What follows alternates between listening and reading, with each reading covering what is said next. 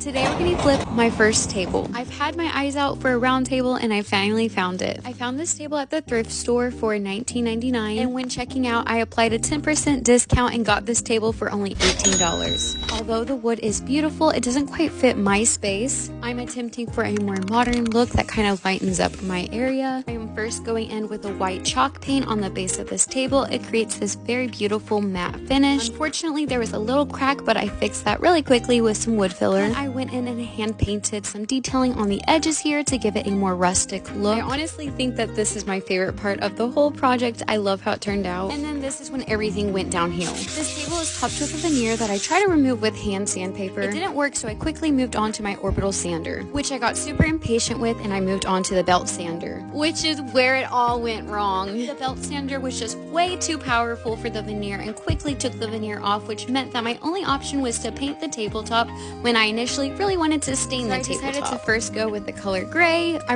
really wanted like this gray wood look, but because I was painting this tabletop, I had to kind of mimic wood grain by hand painting it all on, and then I went and topped it with a polyacrylic polyurethane.